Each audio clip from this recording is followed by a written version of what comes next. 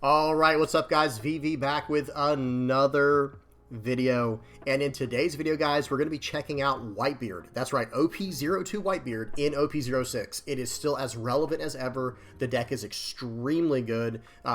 Even still, guys, like in OP06, not even adding any new cards to the mix, it is still good. That's how powerful this leader was. So let me give you a quick rundown of what we're going to be doing today, what you're getting into. We're going to be checking out decks from the West that are winning tournaments and like topping tournaments, and then decks from the East that are doing well at a local scene. There haven't been any, I know I talk about like almost every single video because it's just so perplexing to me. There haven't been any major tournaments in the East at all for OP07. So we're still waiting to see what's doing well over there. We have absolutely no idea. So we have to wait and see how that goes. But there are a few store battle, like smaller level tournaments that Whitebeard is still winning over in OP07 in the East. Just incredible. So we're going to be checking out the deck lists. Then we're going to be going over to 3 games on the sim I got ready for you. And then we're going to finish up with some final thoughts and what I think about the deck and all that good stuff. So you know what you're getting into, guys. Let's go ahead and dive into it. Here we are still in OP06 talking about Whitebeard. And guys, this leader was so strong. Just to give people a quick history lesson for the newer players out there, or for the players who may have forgotten, this leader was so strong in OP02 and 3 and 4 that it got nerfed, and then nerfed again, and then banned, and then it came back, and they let it come back in, I think, in OP05 when Sakazuki came into play, and things, power creep kind of caught up to it. So this deck was an absolute tyrant in the format. And guys, when I say this deck, I'm literally talking about the deck we're about to see, because it has almost not changed at all in however many sets we're on now. Like, right, we're in OP06, this came out OP02. Once it hit OP03, that list stayed. So for like 3 sets, this has not really changed much. But we'll talk a little bit about it once we get into it. So let's dive straight into it here, guys. Let's start off with these deck lists from the West. Okay, so on the screen here, if you go to OnePieceTopDecks.com, go to the, I'll just show you guys quickly. OnePieceTopDecks.com should bring you to this home page right here. Okay, once you're here, you just go to the very top right here where it says deck list. You click on that. You go past Japan because we're checking out the West. Go to the English format and click on OP06. It's this one. Notice it's in the middle here because they're starting to add. You can't even click on this new tab yet because they're just preparing for the West getting into EB01. But OP06, go on here and then check out what you want to. Right, but look at this on the top page, like on April 25th, which at the time you're recording this video, guys, it is April 29th. So like just 5 days ago, they put in a first place like store championship or store battle tournament from Edward Newgate. So I was like, what in the world? So I was like, we got to keep checking this out. So if you go to deck profile OP2 Ed for Edward Newgate, these are the decks that are winning right now in the West in OP06 for Edward Newgate. And I'm not trying to be I'm not trying to complain, guys. Do not misunderstand what this video is for. We're just going to be talking about how powerful this leader is. Okay, so check it out. It's gotten first place at a 42-player tournament, top 4 and top 8 in a 500-player tournament. That was the Kissimmee Regional I was at. This was almost a 400-player tournament where he got top 4 and top 8. Top 8 a 500-player tournament, top 8 at a 500-player tournament. First place at a tournament that was almost 500 players, and then finally first place down here. But just the deck is still as relevant as ever. And let me show you guys, like, let's look at the first place regional one here. Okay, by this guy named Leon Chan. Check this out, guys. Like, this list, the only new cards past OP03 are Sanji, this is from ST10, Nico Robin from OP05, and then Bad Manners Kit Course, or it's Rebellious Kit Course is what they call it on here. These are the only 3 new cards. So altogether, that's 2, 4, 5 cards out of 50 in the deck that are not OP03 or before. So that's how strong this deck was, guys. And it is. It is just a strong deck. I'm going to talk about it as we get into the games on the sim. Even me and Joey from Heart Pirates TCG over at MoonlightTCG.com. Please go check that out when you get a chance. We were even talking about it in one of our local tournaments. It's like, wow, first, I think Whitebeard won like 2 weeks in a row or something like that. Just absolutely incredible. And again, it is. It's just an incredible list. And if you look at this deck list, look at this, guys. Let me put it into the expand mode. There we go. Like, look, this is exactly what we just saw, right? The list is pretty straightforward. It's pretty set in stone. There's a few ways you can manipulate it, of course. You can, like, go up an ace or, like, I don't know, I don't want to give any crazy ideas here. Maybe go down one of these 4-cost Marcos, go up an ace. You can move a few cards around here and there. But again, I'm not trying to explain how to rework the deck just yet. We'll say that towards the end. So that is us over here in the West, right? Like, look how Edward Newgate's doing over here in the West. And pretty much you can look at every deck, every one of these decks individually if you want to. But I'm just giving you guys a heads up. It's pretty much identical. Some favor more of the Whitebeard package. Some favor more of the... the Strawbeard, the Strawbeard variant where it's like Straw Hats plus Whitebeard. They're all pretty much running that, but some favor more of the Straw Hats than the Whitebeards. Like, I think it was, let me see if it was this top 8 one from here, because this one had like this one had the 4-cost Marco like we just saw on the other site. There's a few little tiny changes here and there. Not much though, not much. Now, going over to the East, so do the same thing I was just saying. If you go to OnePieceTopDecks.com, go to deck list, and then go to OP07, which is what the East is in currently, and do the same thing. Go to deck profile, OP2 Ed, and look at this, guys. 2 decks got first place at 2 flagship victories for Edward Newgate in OP07, okay? Understand, this is OP07. Actually, it does say that this was in February, so maybe this was right before OP07 hit over there. I can't remember exactly, but still, the point is, this deck is just extremely good. This one's even running the Whitebeard Pirates event searcher. Really cool. But check it out, guys. I mean, see, this one I would say is more of the... Well, it's still a pretty good balance. I was going to say this seems like it's more of the Whitebeard Pirates stuff, but it's running more Whitebeard Pirates vanilla cards, but it still falls back on like the really powerful, searching for Luffy. It's almost like your Nami either searches for your Luffy, 2K counters, or your defensive stuff like Radical Beam and Bad Manners Kick Course. And then your Whitebeard Pirate stuff, your, Ezo, is just searching for all of the aggression. Right, good stuff there. Okay. And that's about it. We'll look at the other list as well. Let me see which one. I don't remember which one we just looked at. Okay, it wasn't this one. It was the other one. Because this one's even running 2 Zoros, the 3-cost 5K Rush Zoro, and it's running the new Ezo card from EB01. So that's very interesting, by the way. This new Ezo card is very, very strong. First of all, it's a 5-cost, 7,000 power character, so it's right on curve for a vanilla. And when you play it, you attach 1 Dawn to your leader. And on your opponent's turn, once per turn, you can trash a card from your hand. And then if your leader is Whitebeard Pirates or Land of Wano, give up one of your opponent's leaders or characters minus 2,000 power for this turn. That is just crazy, guys. Sorry, I need to shave soon. I'm sorry, guys. I keep, adjusting. My mustache keeps tickling me. Okay, but so that's an idea of how the decks look. If you want to look at these individually, like I said, just go ahead and go over to OnePieceTopDecks.com and check out these decks here, like I said, individually. Or go over to MoonlightTCG.com to check out this list. That price isn't right. Don't worry about the price. But when you look at, like, if you go to the tournament results here, this even has the TAC one that won. It's got the results from the TAC regional, TAC Games Online Regional, of the Whitebeard Pirates deck that won, and you can go over there and just check out the list and just copy it straight to Sim, right? That's, really, really convenient. Okay, so let's go ahead and dive into the games now. Let me go ahead and adjust my camera before I forget. Y'all give me just a second here, guys. Sorry, I'm a little slow today. There we go. We're in full screen. All right, we're good to go. Okay, volume's off. Let me make sure it's in 2x speed. And yeah.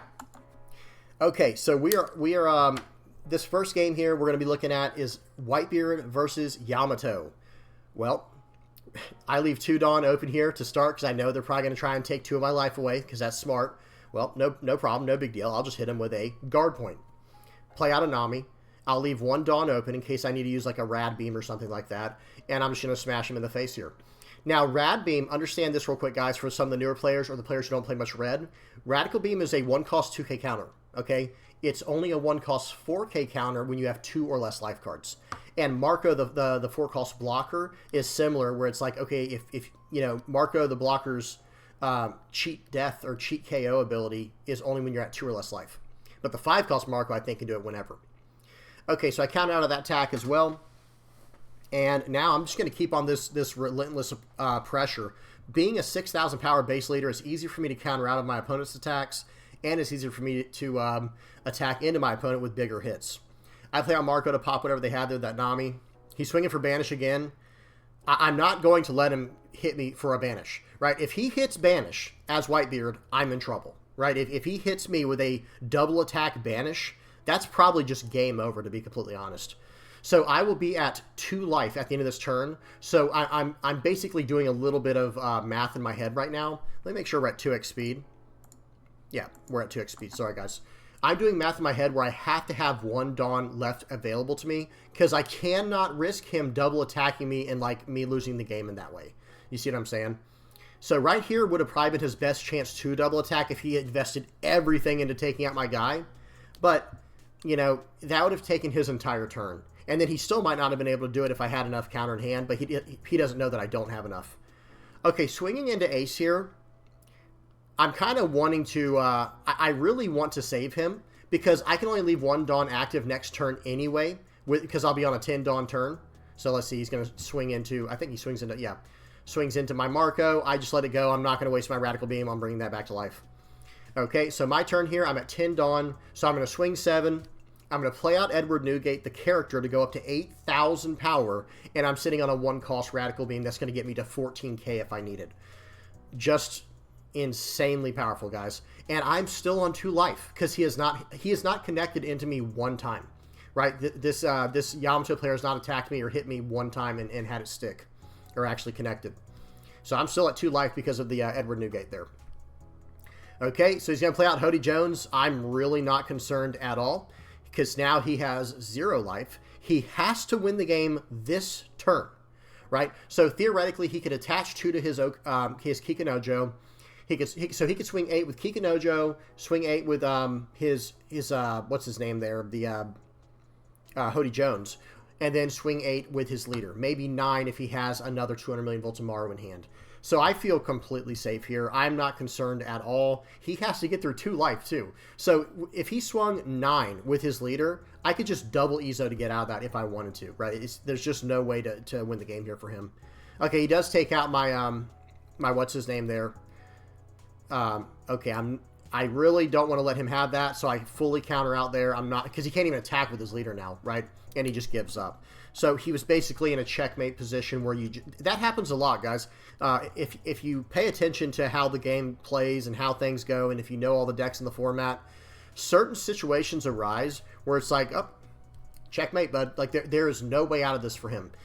Even if he like tried to attack my face, like I was saying, if he swung 8, 8, and 8, or 8, 8, and 9, whatever, I could have taken 2 of those hits. Well, other than from the leader, right? If the leader hit, then I would have to counter out. But look at what it had given me. I don't know if you guys can see that or not with the resolution or the quality, but that's 2 more Magras coming off the top of my life.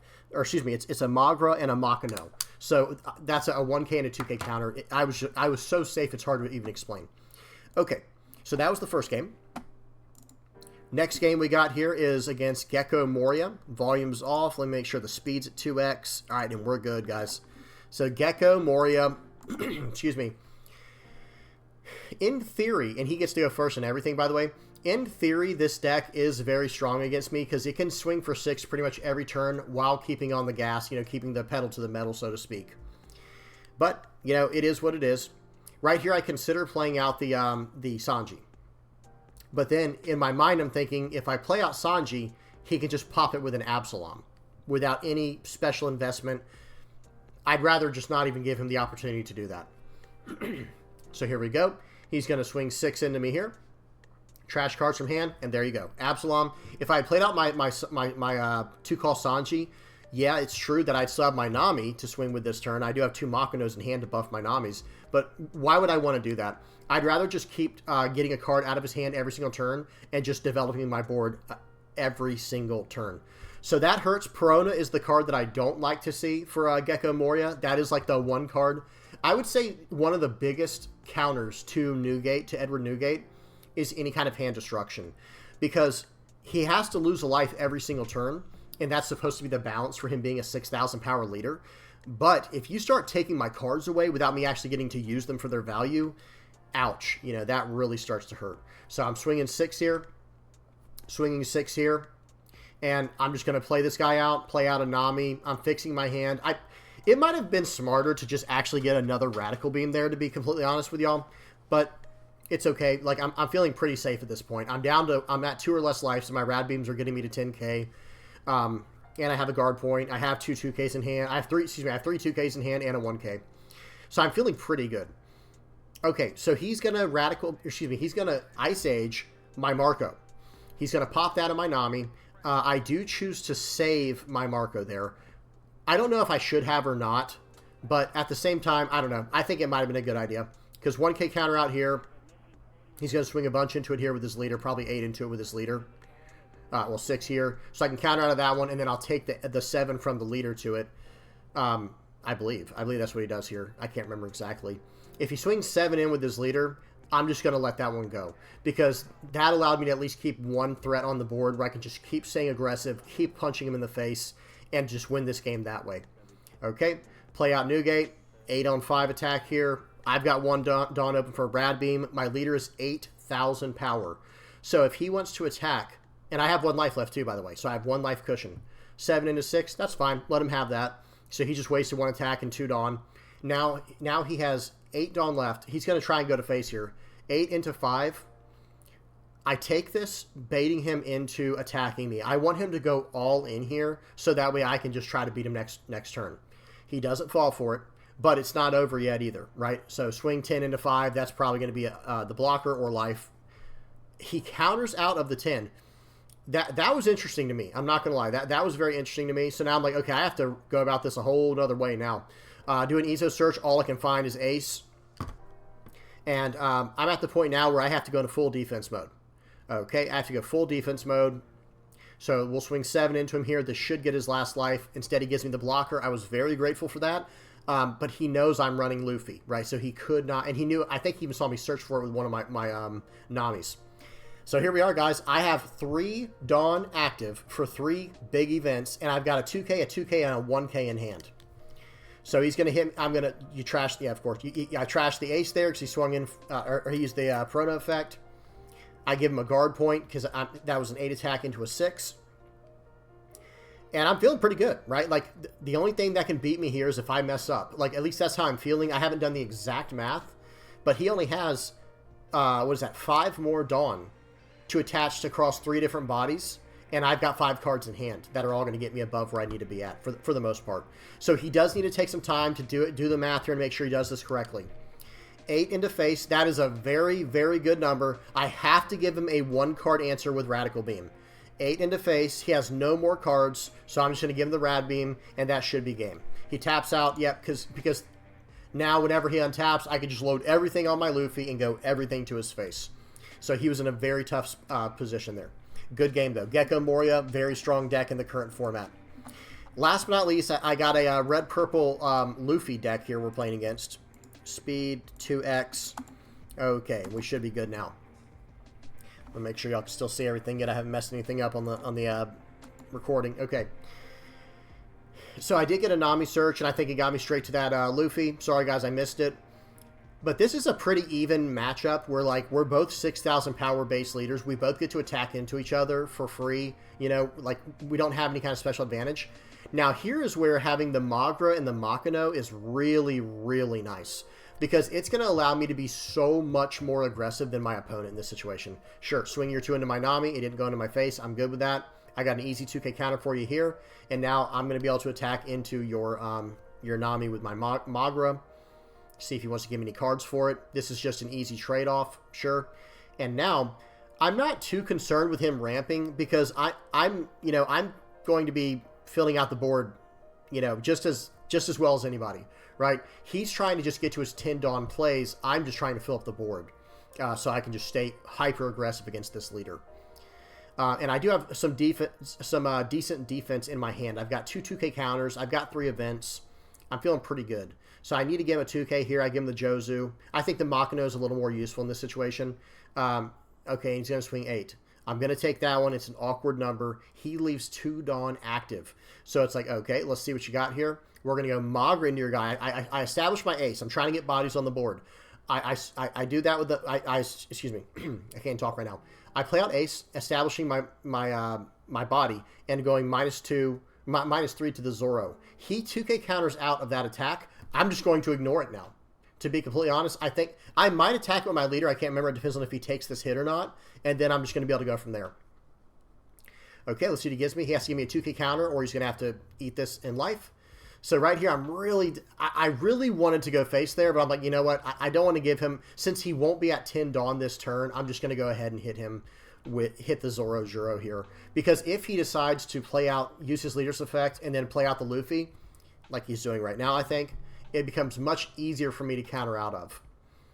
Okay, it's still not easy, but much easier. So you see me adjusting my cards down there. I'm like, okay, am I going to be able to survive this attack? Because I thought he was going to drop down that card right there he just trashed. I thought he was going to drop down the 10 cost Luffy. And I'm like, oh dear, you know, this could be ugly.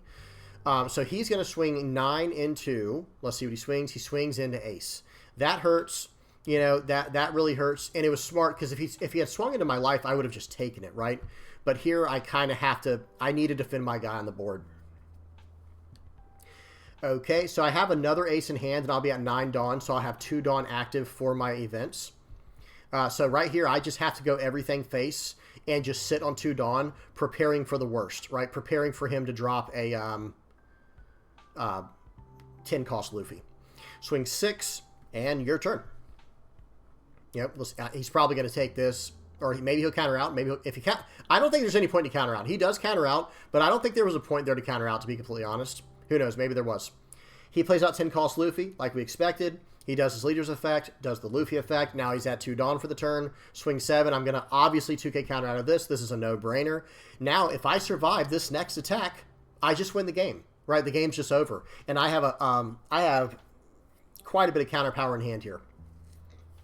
Okay, so he's going to swing 8 into me. That's going to cost I'm going to have to give him my Luffy and a 1k. And then he's going to swing 14. And guess what, guys? 4 from Rad Beam, 3 from Guard Point. That's 6 plus 7 is 13. And I got 2 1k counters left to get perfectly out of it.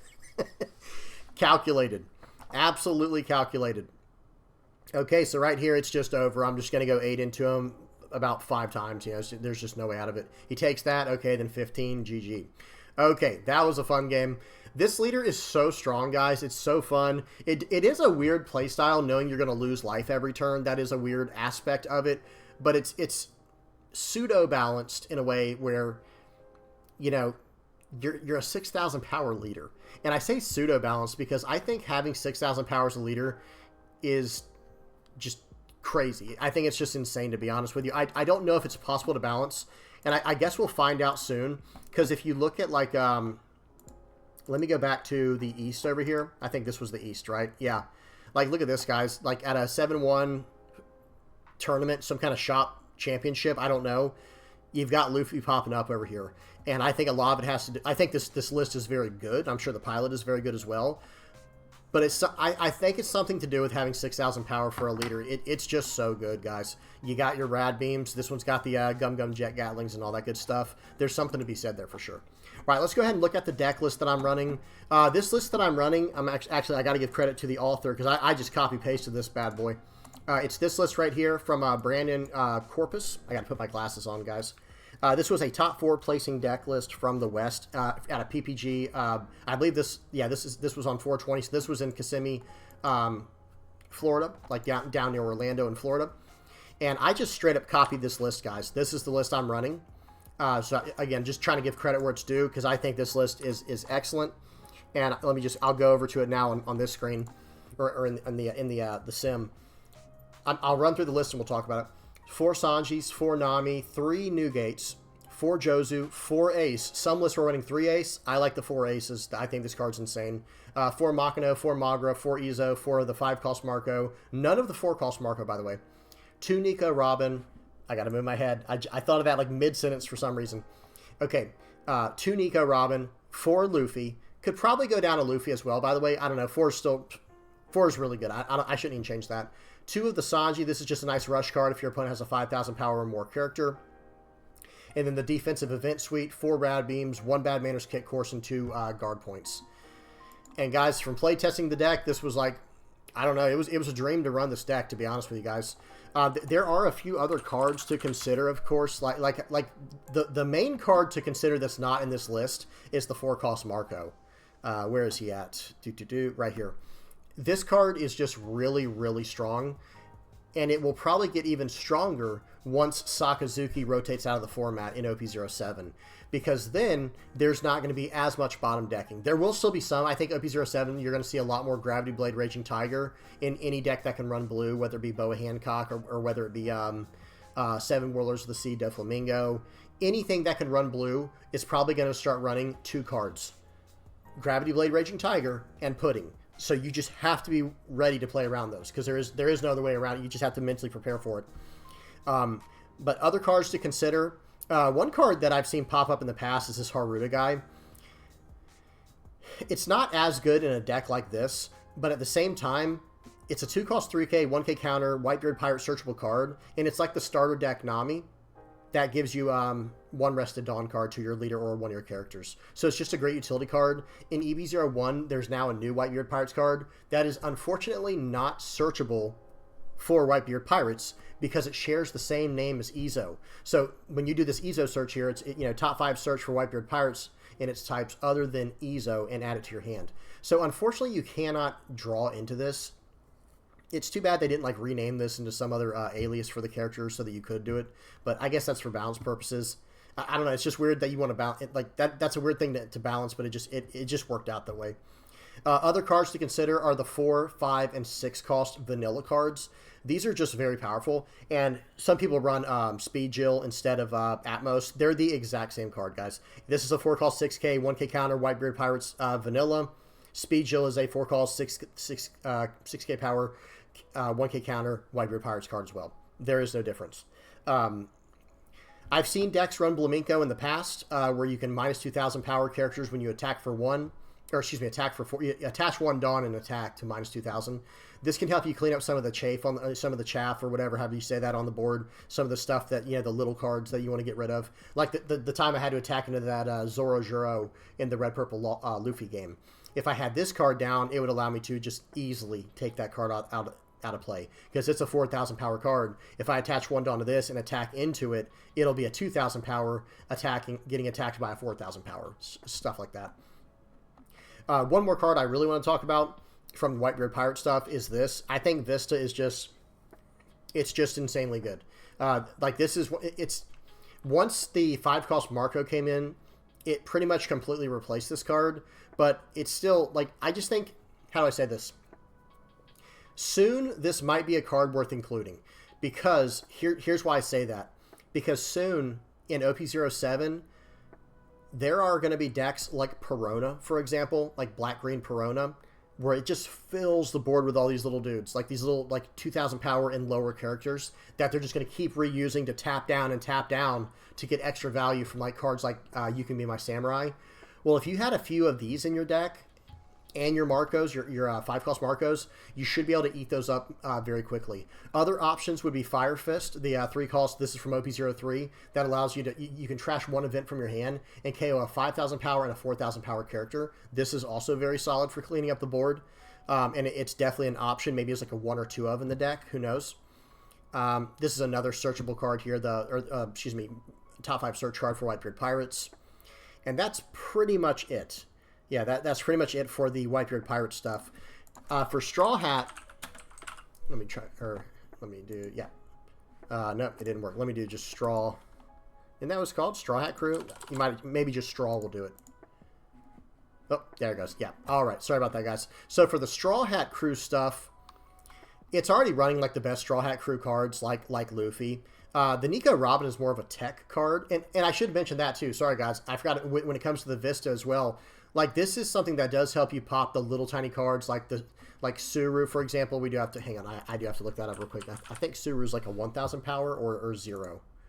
Good, she's 0. So this card, whoopsies, Suru and Otama coming out in green for black-green. These are both 0 power cards. And Rebecca, which is another 0 power blocker. This card does help you deal with those, and it's a very, very easy cost of 1 to just take cards out. So that's very nice.